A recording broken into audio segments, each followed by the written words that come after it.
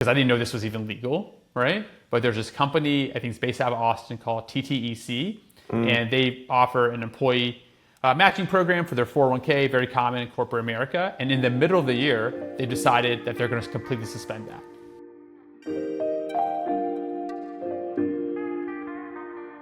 Welcome to the Wellable Weekly Podcast, where we talk about key topics and trends at the intersection of well-being, technology, and HR. I'm Nick, along with my good friend and colleague, Geoff. Geoff, happy Memorial Day weekend. Yeah, happy Memorial Day weekend. Hard to believe it. Years flying by. We're already almost at the end of May. I know this whole year has been like a little bit of a roller coaster. We're both based in kind of New England. We had great, very summery weather this week, but it looks like the weekend's going to be so-so. But hopefully this will be, yeah, exactly. So diving in, speaking of May is a time of graduation. Boston's a very big college city, so there's tons of commencements and graduations and things like that, and every commencement has commencement speakers. And so this topic is interesting because I wouldn't have guessed commencement speeches would be a thing that we would discuss, but it's just as a fun fact in general, right? I actually love commencement speeches. Like ever since high school, I've been always like, I used to play them all the time on C-SPAN. This is like before YouTube was like a very big thing. And really? Yeah, exactly, right? It's like, it's one of those, yeah, I don't think you know this about me. Very few people do. Yeah. It's like this Saturday morning, they should play commencement speeches from like sometimes live and sometimes recordings of like, people just that happened earlier in the year kind of thing or earlier in the month. And I love them. I know that they're short, which is helpful, right? They didn't have commercials, so this is the time when you have commercials. They would play consistently. And they're a great like pick-me-up, right? It's like lots of motivation, typically good advice. So you got to keep in mind, like, I'm in high school and college when I'm like doing this. I don't do it much anymore. When I hear a good commencement speech, someone tells me about it. Like I watch on YouTube now, but I do it a lot less. But it's good advice, right? It's excitement in the air, like this for a whole group of people. It's like their next big chapter. Yeah. It's often famous people, right? So like people who are like very well decorated and well known for some type of like accomplishment, like some astronaut or something like that. I don't know, it just makes you feel good. Yeah. It's kind of like the original TED Talks, right? Like get a little motivational burst.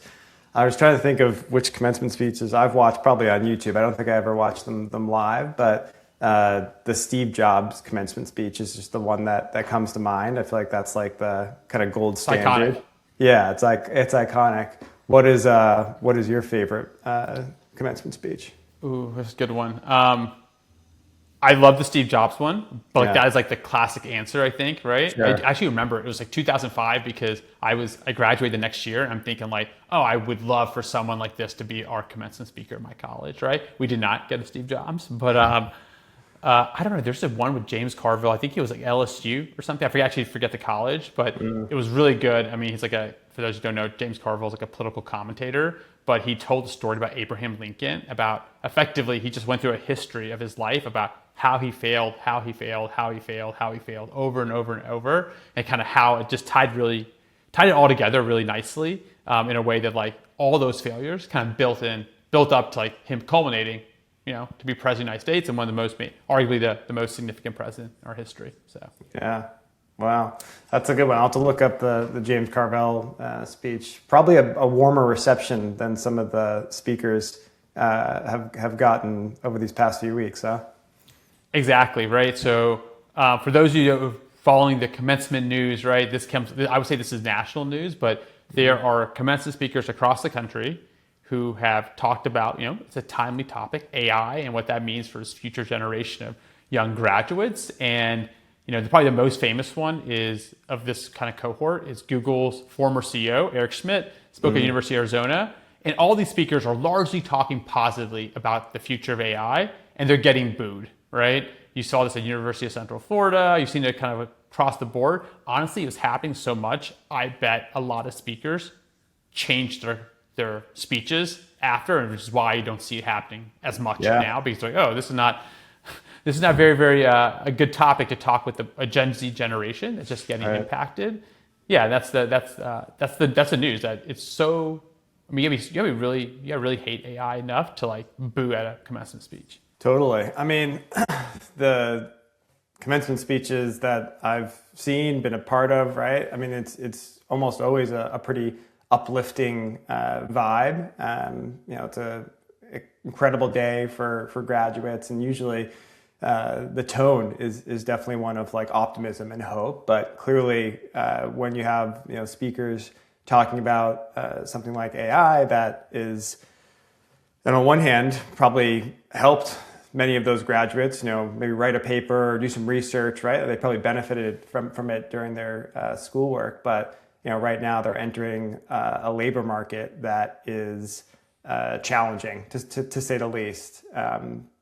We have talked on the pod, right, so much about all the different reductions in force that are occurring, especially at some of these larger tech companies, and just the way that organizations are seemingly prioritizing investment in technology over investment in people, and particularly for some of those highly coveted entry-level roles that every new grad is trying to figure out where they're going to get their first job. So I understand it, right? You can kind of empathize with some of the grads and how they're feeling like, hey, this speaker is touting the benefits of AI. They're saying it's such an exciting and transformational time, but here I am, and I have in some cases pretty substantial student debt that I am facing, and the job prospects are not strong. It kind of made me think back to, like, again, I graduated in 2011, right? A couple of years removed from the financial crisis, but still going into a market that wasn't exactly prosperous for new grads. So it's probably not fair to say that like every graduating class has its thing. I mean, people graduated during COVID. Peak COVID probably felt like it was a tough time to go into the job market. But this kind of feels a little different. It does, right? And on that note, like it wasn't a commencement speech, but it was actually another speech I heard. It was kind of a motivational speech. It was talking about every generation has their thing. It's like, it's not the best of times, it's not the worst of times, but it's your time, right? Yeah. And I think one of the speakers who got booed early on mentioned, was trying to liken the AI movement to the Industrial Revolution. As I already noted, was not well received. Did not land. But if you really think, yeah, exactly. If you think about the Industrial Revolution, though, we are telling, in some way, shape, or form, a huge agrarian economy full of a ton of agricultural workers that they are going to lose their jobs, but they're going to get this whole new set of jobs in the industrial workforce, which would eventually create the largest middle class, right, or the fastest growing middle class, or something like that. And it was a positive story at the end, but if you're that moment and you're someone in the agricultural workforce, it's a little bit scary. I think it's a little bit scarier now because the speed at which the change is happening is much quicker than then, but you can kind of see the comparison. I think that was the positive outlook that this person was trying to articulate, and it just wasn't well received because in that time, these individuals, student debt-laden college graduates, weren't finding the jobs that they wanted, and the ones who received jobs often take the jobs that weren't the ones they aspired to get, right? They're not the jobs that they studied for or dreamt of and things like that. So they could be one of the fortunate ones who have a job. It's just not the job that they wanted, and that's not very great. And then what are they seeing in the news? They're seeing tons of layoffs in the white-collar workforce. And the CEOs are not being shy that they're very clearly attributing it to AI. And quite frankly, I know you and I talked about this on another podcast. How much of this is really AI? I don't know. How much of this is just right-sizing post-COVID hiring and just having kind of bloated workforce? And the answer is probably a combination, but you're not hearing the latter narrative. You're only hearing from the CEOs about this future of AI, and that's why we can reduce our workforce by 17% or some double-digit number. And then you're seeing a ton of companies cut benefits.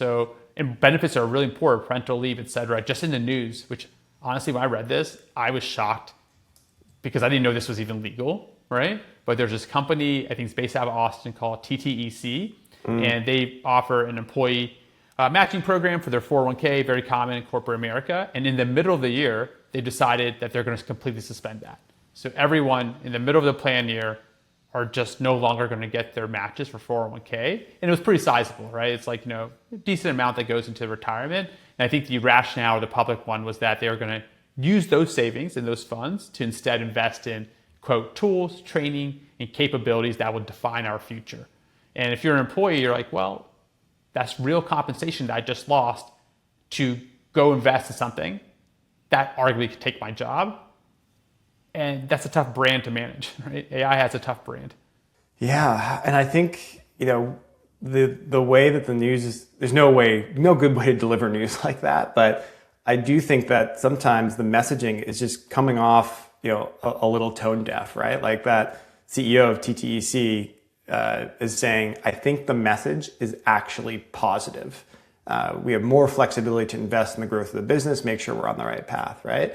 I mean, the second part of that statement, okay, somewhat reasonable, but telling a workforce that this is a positive message when it's directly impacting their compensation and their long-term financial well-being, that's a tough message to send, right? And it just makes me think of that conversation we had a few weeks ago when you had Zoom and Deloitte coming out, where making pretty substantial benefit adjustments to those line items that we always just kind of thought of as untouchable, right? Maternity leave and things like that. It's just those staples, those table stakes that I think for a long time now, us, especially in the employee benefits world, have perceived as being off limits for adjustments, are just it's no longer the case. And so once you have a few of these companies start to make changes that probably were previously considered kind of non-starters, it kind of opens the floodgates for other companies to follow suit, all in the same kind of vein of, hey, we're doing this for what's best for the organization as a whole, and that's freeing up resources to invest in new technology. Doesn't make it any easier for someone whose 401k contributions getting cut. Exactly. The one thing I don't understand about the employers, especially these large ones, right? They have internal comms teams and all this processes and things set up, is I hope this is true. I'm not sure if it will be or not, but I think the narrative, certainly if it's true, that should be really pushed out for your employer, especially once you're cutting benefits and cutting just the workforce, is that we will distribute the gains from AI.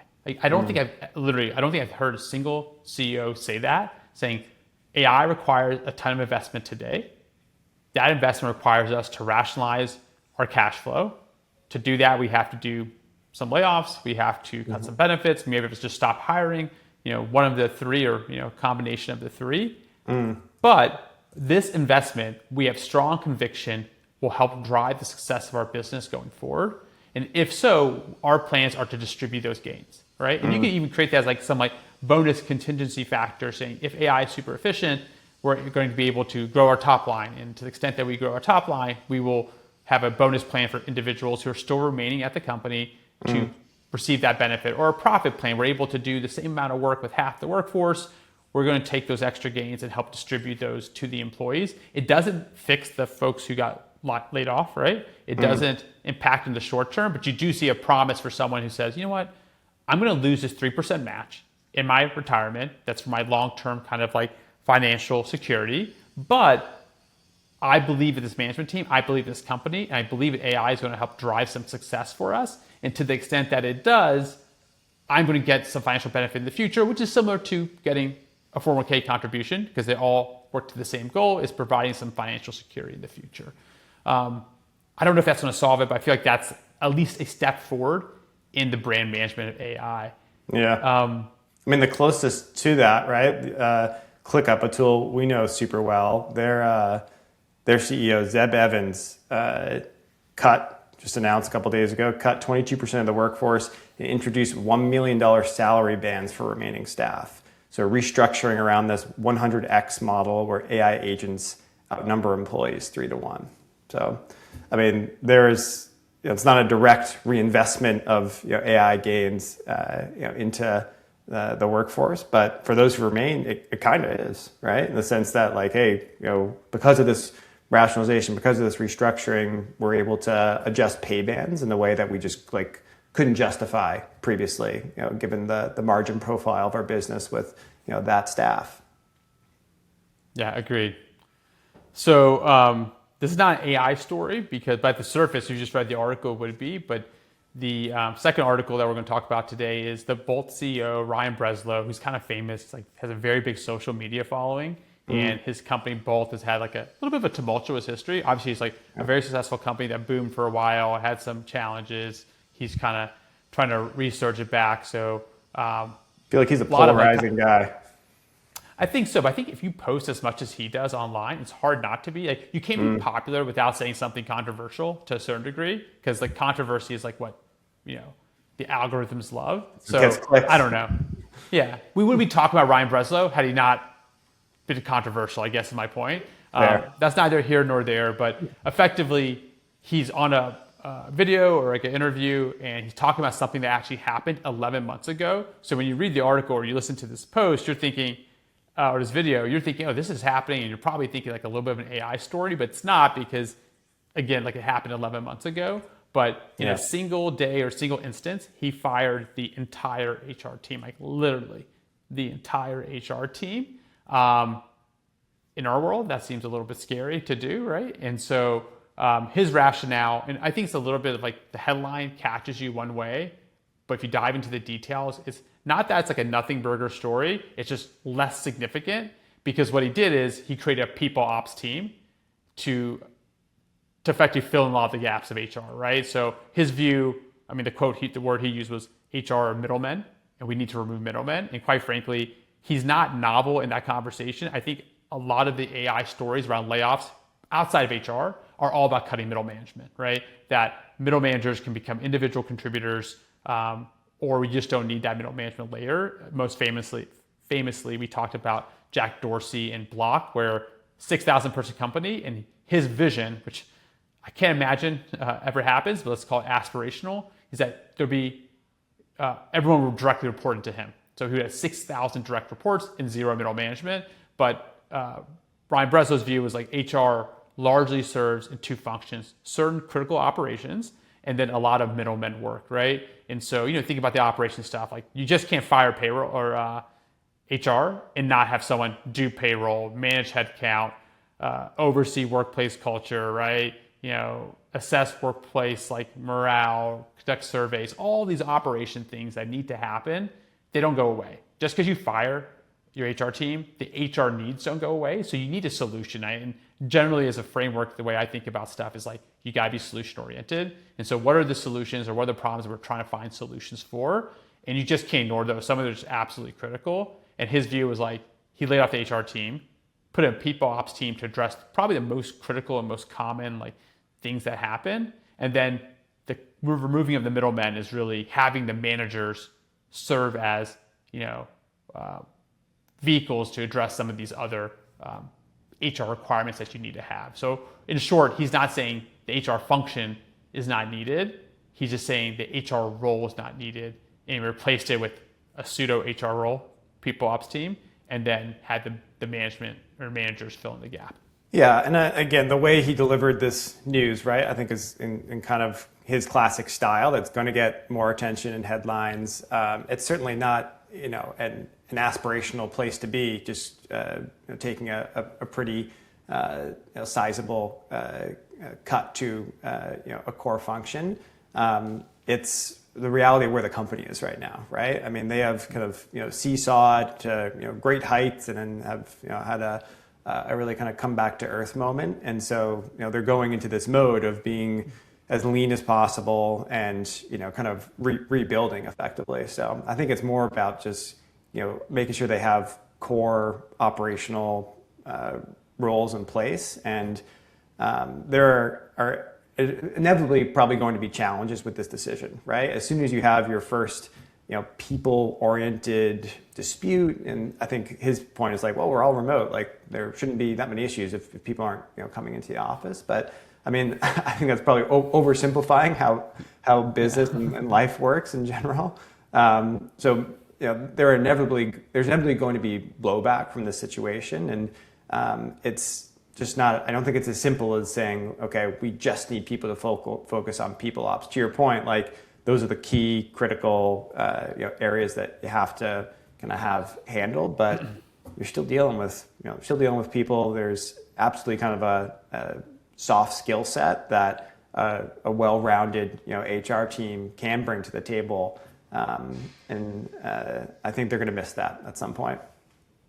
I agree. There are two things that came to my mind. One is he's doing this interview 11 months later, and he doesn't seem remorse for the decision he made, right? No. Leaders all the time make decisions and they go back and right? Almost has like some bravado about it. Like, it's odd. Exactly, right? Yeah. So which tells me like either he lacks context for how things are going within the organization, or those changes were fine. And I'm actually not surprised by that because it didn't seem like he changed that much. He just changed the name and what he did. I think his announcement made it seem I fired the entire HR team.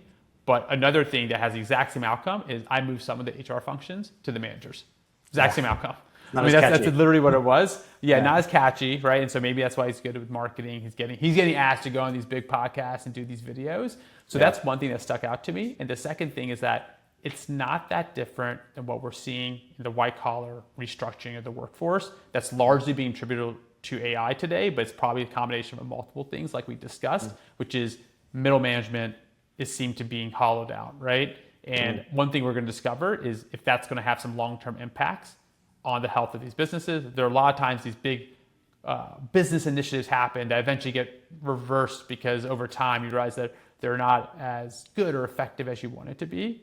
Right. But sometimes they don't be. They aren't. Like, most famously, like when Elon Musk acquired Twitter, I think the most famous piece of that, or his most lasting legacy from a business management perspective, because it was not a great acquisition, was that he laid off 80% of the workforce, and everyone was like, the app Twitter is going to go down. Not in terms of quality, in terms of content, that's a whole separate thing. The app itself was not going to function when you laid off 80% of the workforce, and that was just wrong.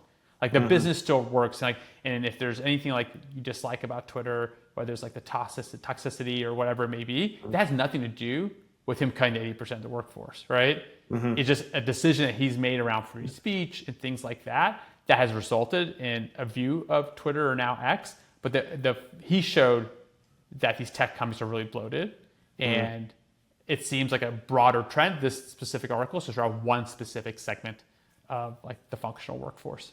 Yeah, that's an important thing to keep in mind, right? As we talk about a lot of these headlines, so many of them are larger tech companies, right? Or those in particular who maybe have experienced some overhiring and bloat. And I think that's always important to keep in mind that some of it is just rationalization after some time of kind of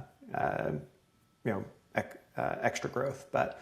That seems like a good place to wrap up. I got to go watch some commencement speeches and catch up. So thanks as always for those who tune in. You can subscribe to Wellable Weekly on Apple Podcasts, Spotify, wherever you get your podcasts. And be sure to subscribe to Wellable Weekly newsletter for all the latest insights.